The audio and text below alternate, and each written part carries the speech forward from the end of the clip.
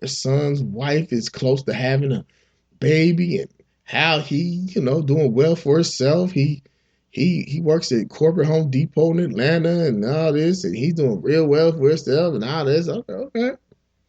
All right, whatever. So me and her go to the movie, man. So you know me, man. If anybody that know me and they can tell you, man, hey man, I will fall asleep in a minute. Listen, Hateful Eight put me to sleep. It was a decent movie, but I fell asleep. We both drove separate cars, so we met each other at the place. I fell asleep. I feel somebody tapping me. I wake up. It's some white lady with a dude like, hey, I just want to tell you the movie's over with, man. You sleep. Just want to tell you the movie's over with. I'm looking like, damn, where the old girl go? I'm like, damn. So I get up. I text her like, hey, damn, you could at least nudge the nigga like, hey, I'm about to go. I'm out. You know what I'm saying? I said, damn, you just gonna leave me in the movie theater sleep? Ah, okay. I had to go because my son's wife is having a baby, so I had to go. I said, oh, okay. And I remember talking to my cousin Kiba. My cousin Kiba T. It used to be Kiba T Lane, but Kiba Carey now. I remember telling her I had a feel. I said, hey, cuz this chick about to ask me for some money.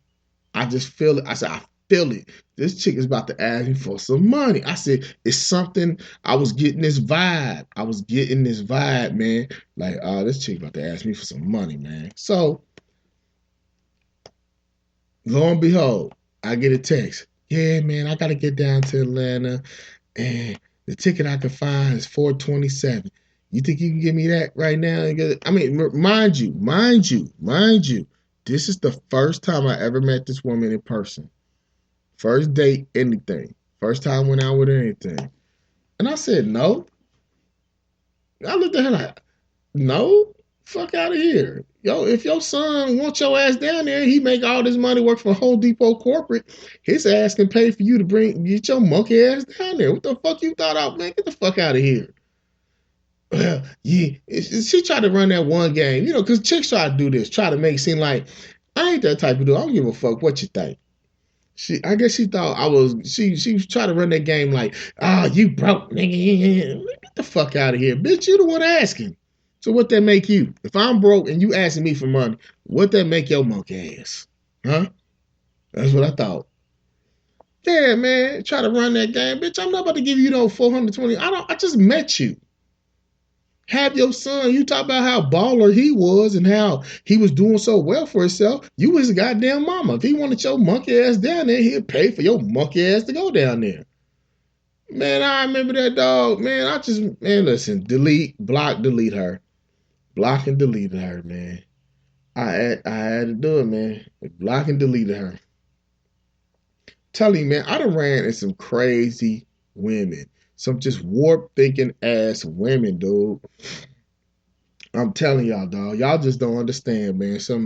Let me see. I'm trying to remember another story I could tell y'all. A woman I dated, man. Oh shit! I went on a date, and like some of these women, man, I went on a date, and that was it. That was it. Um, but I mean, that was wild in itself. Because my thing is, you bragging.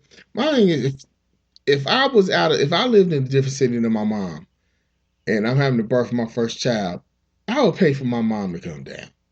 Especially the way she talked and how he got it. He had it like that. He was balling. And then she tried to like that was gonna make me feel bad, like, you a broke nigga. So, bitch, so what? You a broke bitch because you the one asking me for the money to get down there. So what does it say about your ass? Like, you ain't gonna get, like, I'm not, well, fuck what you label me. I'm not giving you $427, even though I had it. But I won't give it to her. I just met you. Fuck out of here, man. Goofy bitch, man. Man, it's just some of these people, man. It just amazes me, man. It amazes me, bro. Like, I'm telling y'all, man, dating as a black man, I'll tell you a reason why. Black women, listen up. I'll tell you a reason why a lot of these dudes don't want to settle down. Being a single black man, if you love black women, dog, you hit the jackpot because you can have 4 or 5 chicks, man. You ain't got to. If you don't feel like dealing with somebody, you just go on. You go on. You know what I'm saying? I'm saying like this. Like if you know what I'm saying, if one chick get on your nerves, you can just get somebody else. That's why it'd be hard to be married because it's like I don't have to deal with you, especially if you ain't. Man, listen, you got some sense about yourself. What amazes me about a lot of dating, especially as I got older, is a lot of people can't hold a conversation. That's amazing to me. Like you're me, I'm 42. You 40 something years old, damn near 40 years old, in your 30, late 30s. You don't know how to hold a conversation? Golly, like you know how old man, listen. You should be able to talk about things and discuss things in depth and have intelligent discussions, but you don't know how to hold a fucking conversation? Like, what is wrong with y'all, man? Like I hear a lot of my female friends say it's a lot of dudes out there that don't know how to hold a conversation, which that blows my mind right there. Like you can't hold a conversation with a woman. You don't know how to sit and talk about women. If it ain't about sex, you don't know how to what y'all sit and talk about Sports Center and shit. Y'all talk about the NBA or the NFL and shit. Like, God damn, man, like it's amazing to me. You can't talk about other subjects. That's what's so crazy to me, man. Like, wow. But it's a lot of chicks like that too. If they ain't about fashion hair, stupid shit, if it's some stupid ass ratchet TV or some shit, they can't talk. They don't know how to hold no conversation. They really don't. Be sitting there with that, just look like, oh yeah, oh really, really, like damn, bitch, you can't, you can't add to the conversation. God damn, like man, what the fuck, man? I'm telling you, man, it's rare. It is rare. As you get older, I'm telling you, dating as y'all get older. I'm like I said, I'm in my 40s, man. Dating after 40 is rough, man. It's rough, dog. It is rough, rough. It's rough, like sandpaper rough, man. Like it's just like, yo, because you meet motherfuckers. I'm a good woman. First, like that, when I hear people say I'm a good woman, I'm a good man, right off there, man, they ain't shit. I tell you that because if you got to tell me what you are, then you're not that. I'm a firm believer. If you a good person or whatever you like to say, it will show. It will show. So if it will show, and you will, you ain't got to tell me. You ain't got to keep telling me. You ain't got to be saying it all the time and grandstanding, beating on your chest and patting yourself on the back, tooting your own horn. Because if you all you say you are, it's gonna show. You know what I'm saying? And just because you ain't married, like man, and that's another thing that grew. Oh my God. Just because you ain't married don't mean that you ain't happy. All right?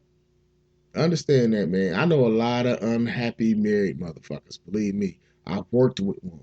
I worked with a dude who was married, was miserable as hell. And the only thing he could run was work. And that's why he came to work acting an ass. Because that's the only thing he could run. Because at his house, he ain't run shit. He was miserably married. And I can't stand that, man. Get that out y'all head. Single people, just because if you my age, and we ain't married don't mean you ain't happy. Believe me, there's a lot of motherfuckers that's married and unhappy than a motherfucker. So don't act like marriage is this thing where you got to be married. Now listen, there's so many miserable married people in this world. It will blow your mind. So please do not think that you a failure because you're not married and got the kids with the white picket fence and the house and the dog, man. Dog, telling you, man. It's married people that will kill to be in your position. You hear me? Kill to be in your position. Will love to be in your position. So that's why I take being married with a grain of salt. It's like whatever. Okay, you married. You bitter because you ain't. Nah, I'm not. Believe me, because y'all got more problems than anybody. Don't act like. Come on. Believe me, I'm telling you, that dude I used to work with, dog. That was a miserable ass, lame ass, sucker ass dude. For real, he was a sucker, man. Man, he was a sucker. Man, that dude was a miserable cat. And look, man, I ain't no way I would trade places with him. I don't give a damn. I don't give a damn what he say. He was miserable as hell. There's just be a lot of miserable cats, man. They, people be trying to force themselves down like they happy, and it's like you're not. If you ain't happy, you ain't happy. But marriage is like that. But the thing about it is you're gonna work it out. That's the thing about marriage, because it's tough. Because a lot of like I see a lot of women, especially, they just want the wedding. They don't give a fuck about marriage. Marriage is work. The wedding, they just want to look nice in their dress and just have their family and friends see them in the pretty white dress and smiling, taking pictures and shit. But what you don't see is the truth, because and like you need to understand the truth is ugly. It hurts sometimes. And marriage is truth. Are you willing to work shit out? When motherfucker fall astray, are you willing to stand there by him? If not, man, that's what people don't see, the work that's put behind the marriage. When the motherfucker done got on your nerves, your last nerves, you can't just up and leave. You gotta work it out. Can you work it out? A lot of y'all can't, man. Y'all, they say they want it, but it's like be careful what you ask for when you get it. And you see like the work you gotta put into it, a lot of people can't handle it. A lot of people can't handle it, man. I see that a lot too. Man. They just want the wedding. A lot of people they just want the wedding. Just want to look pretty and nice for the family and friends and take the pictures and so they can say they got the ring. But are you willing to do the things to keep your marriage going? There's a lot of people that are not built for that. A lot of people not built for that, man. Are you built for that? I feel like at this point in my life at 42, if I do get married, man, I'm only doing it once. And I want to stay. I don't want to be married and shit like that. You know. So, man, that's the No Apology Podcast for this week. Episode 85, Quarantine Life, aka shit, dating stories. We talked a little bit about the quarantine, but I really talk about my dating experiences and some of these women, they warped thinking about being single and dating here in this world. As always, you can reach me at Dre Clark on Facebook, the No Apology Podcast Facebook page, the Dre Clark Comedy Invasion Facebook page, Big Bag Dre 77 on Instagram, Dre Clark Comedy at Someone Had to Lose on Twitter. I'm on Snapchat too, but I told you I don't be feeling Snapchat. I'm old. I'm old, man. I'm on Snapchat too with Dre Clark Comedy. You can hit me on my YouTube channel, which is Andre Clark Comedy. Subscribe to it. Say if you're a promoter. I told you I do comedy. Hey man, boy, I got some bits about this quarantine.